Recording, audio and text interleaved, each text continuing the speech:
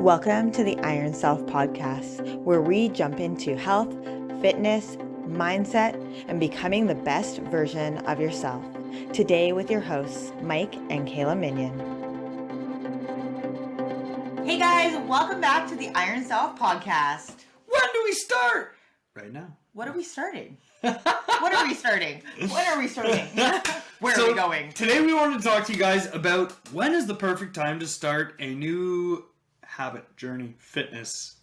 When is the perfect time to start something? And the answer is right now. It depends. I love saying that. No, there is no perfect time to start. There is no perfect month to start in.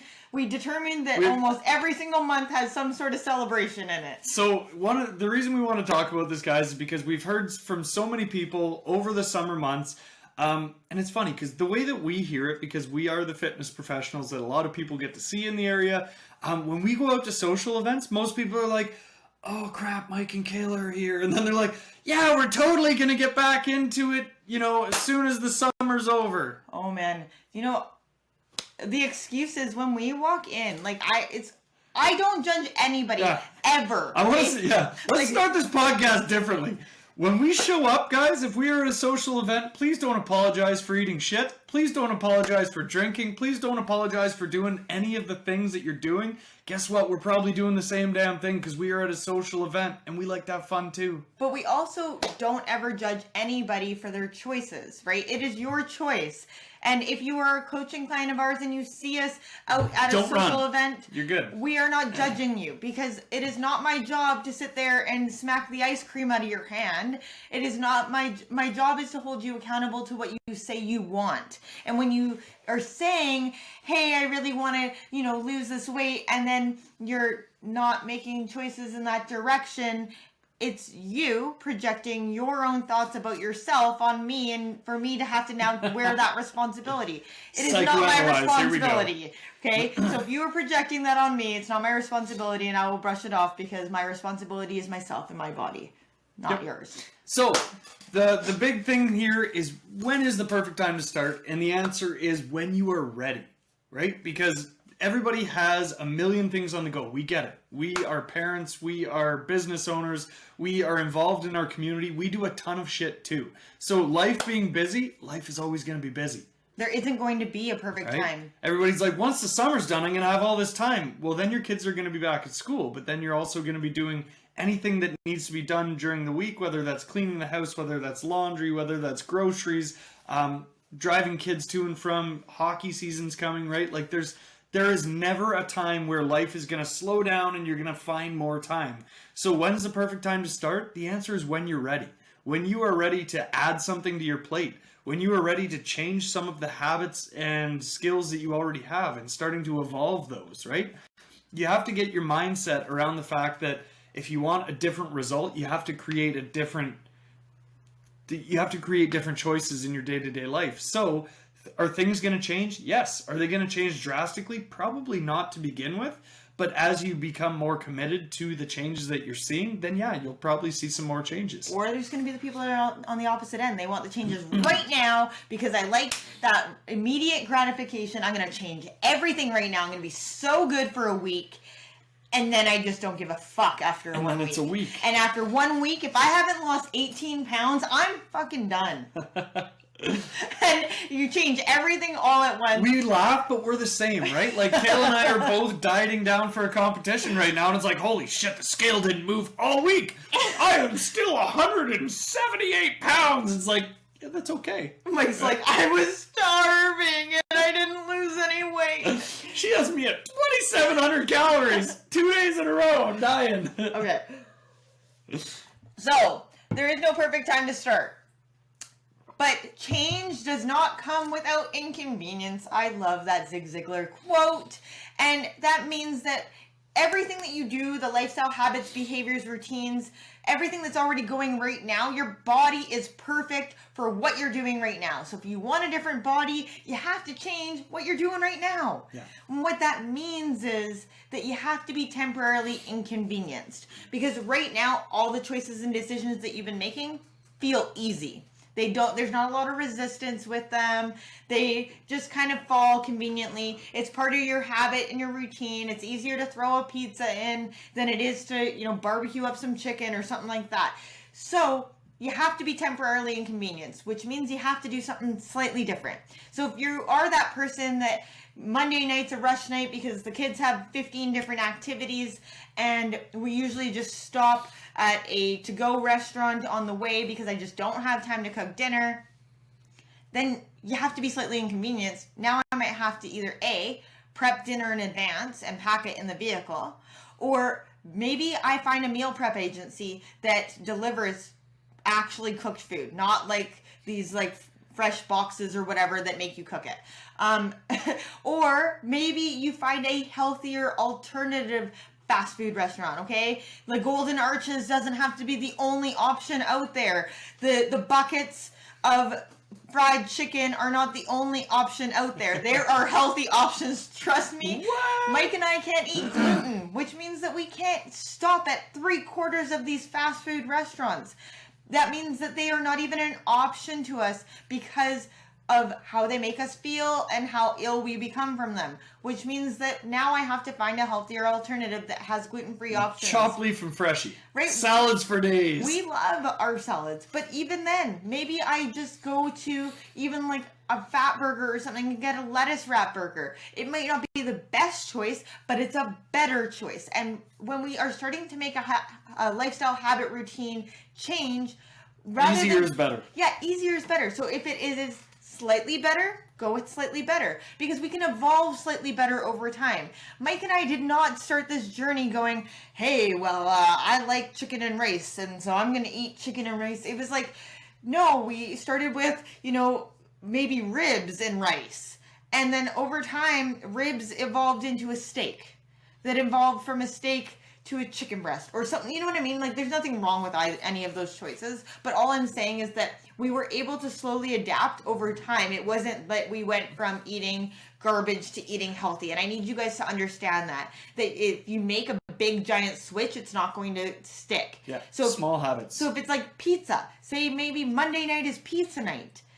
Well, if you normally buy the pizza from the store or you go to a restaurant and you order a pizza, maybe instead you do like home pizza night where you use a tortilla or you buy like a cauliflower pizza crust that is just lower in calories overall and has more nutrients to it. And then you load that shit up with the stuff that you actually enjoy.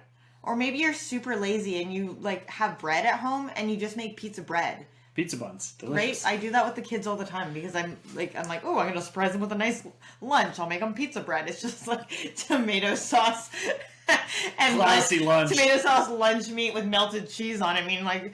But it's pizza bread, and the kids enjoy that. So there's just different ways that we can start to make these changes over time, is what we're saying. So there is no perfect time to start when it comes to nutrition.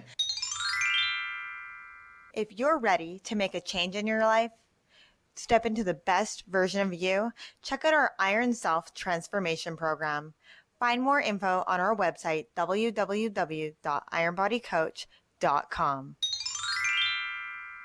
There is no perfect time to start when it comes to movement. And movement to start shouldn't be workouts. I'm saying this because so many people, again, come to us and they're like, hey, I want to work out in a gym 5 days a week. And you're like, how many days do you haven't done already... anything in a gym for the last 17 years. And you're like, how would you start walking? How about you go for a half-hour walk every day, and every park bench you see, you sit down and you stand up 30 times. Can you do that? Well, that sounds too easy. Try it and tell me. And then they do it for a week and they're like, man, was I tired the first few days? Like, those walks killed me. Sitting down and standing up, I could only do it 10 times for the first 2 days, but now I'm up to 20. Okay, great place to start, right?